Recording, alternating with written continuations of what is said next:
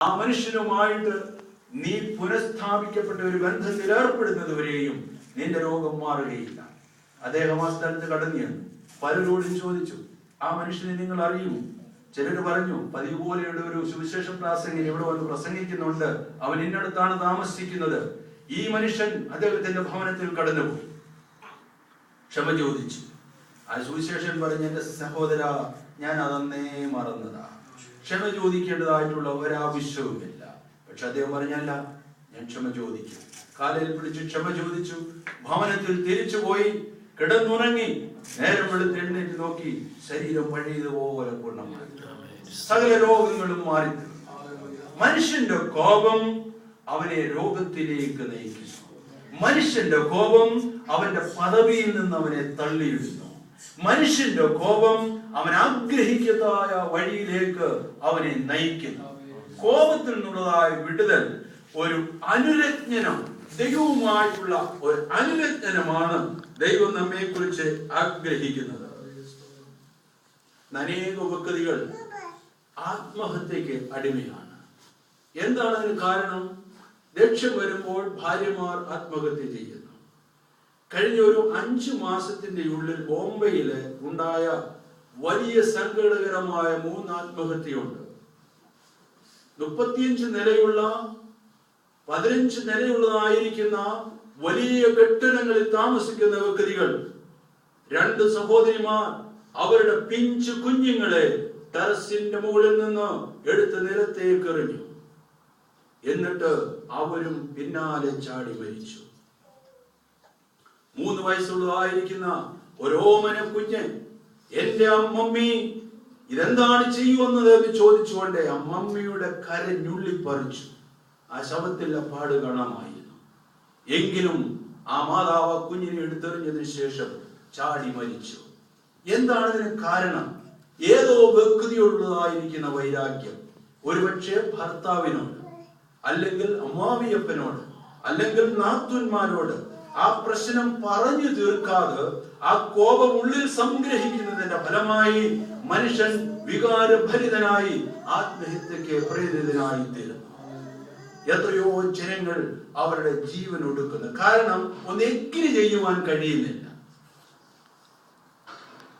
മറ്റുള്ളവരുമായിട്ട് പ്രശ്നങ്ങൾ പറഞ്ഞു തീർക്കുവാനായിട്ട് മനുഷ്യൻ ആഗ്രഹിക്കുന്നില്ല. തൽഫലമായിട്ട് അവന്റെ കോപത്തിന് അവൻ ഇരയായി തീരുകയാണ്. ഇത് പിശാചിന്റെ ഒരു വലിയ പ്രവൃത്തിയാണ്. ഇതിന്ന് നടന്നുകൊണ്ടിരിക്കുന്നതായിട്ടുള്ള ഒന്നാണ്. നമ്മൾക്കറിയാം, ഫിലമോൻ എഴുതിയായിട്ടുള്ള ലേഖനത്തിൽ പൗലോസ് അപ്പോസ്തലൻ വളരെ ആധികാരികമായിട്ട് സംസാരിക്കുന്ന ഒരേ ഒരു വിഷയമാണ് റെക്കൺസിലിയേഷൻ, അനുരജ്ഞനം, പിണങ്ങിയിരിക്കുന്ന വ്യക്തിയുമായിട്ടുള്ള ഇണക്കം, ഫോർഗീവ്നെസ്, ദീർഘക്ഷമ. നമുക്ക് എല്ലാവർക്കും ഉണ്ടായിരിക്കേണ്ടതായിട്ടുള്ള കാര്യം. റോമിലെ തടവിൽ കിടക്കുന്ന വയോവൃദ്ധനായ പൗലോസ്, കൊലോസിയിലെ ഒരു ലാൻഡ് ലോർഡ് ആയിരിക്കുന്ന ഫിലമോൻ, ധാരാളം അടിമകൾ ജീവിതത്തിൽ സഹായിക്കുവാനുള്ളതായിരിക്കുന്ന ഫിലമോൻ, സ്വന്തം ഭവനത്തിൽ ഒരു സഭയുള്ളതായിരിക്കുന്ന ഫിലമോൻ, പക്ഷെങ്കിൽ അദ്ദേഹത്തിന്റെ ജീവിതത്തിൽ ദുഃഖം വരുത്തിക്കൊണ്ട് അദ്ദേഹം ഏറ്റവും കൂടുതൽ ട്രസ്റ്റ് ചെയ്തായിരിക്കുന്ന ഒനേസിമോസ് എന്ന വ്യക്തി അവന്റെ ഭവനം കവർച്ച ചെയ്ത് റോമിലേക്ക് ഓടി. അന്ന് റോമിലേക്ക് ഓടിയാൽ പിന്നീട് അവിടുത്തെ സുഖസല്ലാപങ്ങളിൽ വസിച്ച് ജീവിക്കാമെന്ന് ഒനേസിമോസിന് അറിയാമായിരുന്നു.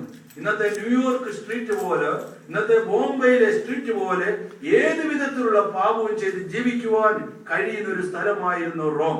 അതുകൊണ്ടാണ് കവർച്ച ചെയ്തതായ കൊള്ളയുമായിട്ട് അവൻ റോമിലേക്ക് ഓടിയത്. ദൈവത്തിന്റെ ഉദ്ദേശം അതായിരുന്നില്ല.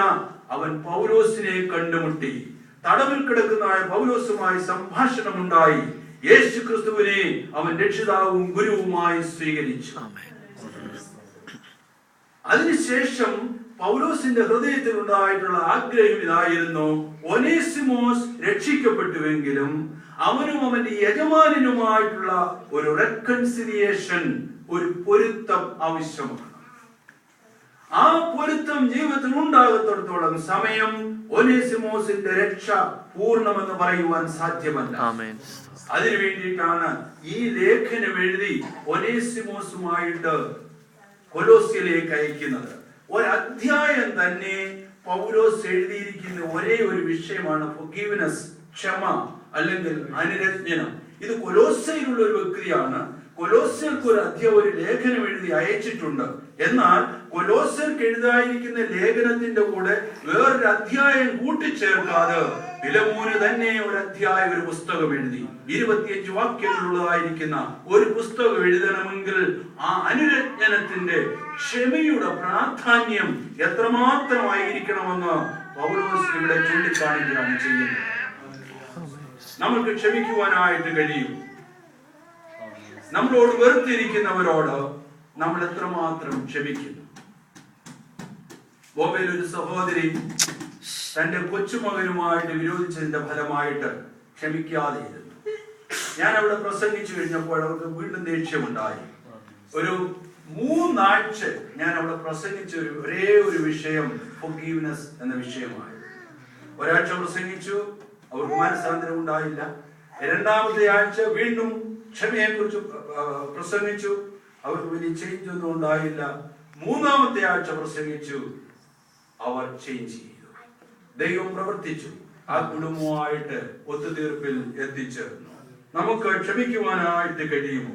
വേദപുസ്തകം ഇപ്രകാരം പറയുന്നു, ക്ഷമിക്കുന്നില്ല എങ്കിൽ അത് കയ്പ് വെച്ചുകൊണ്ട് ഇരിക്കുകയാണ്. വല്ല കയ്പുള്ള മുളയും ജീവിതത്തിൽ ഉണ്ടാകാതെ സൂക്ഷിക്കണമെന്നാണ് പൗലോസ് അപ്പോസ്തലൻ ഹെബ്രായ ലേഖനത്തിൽ പറയുന്നത്.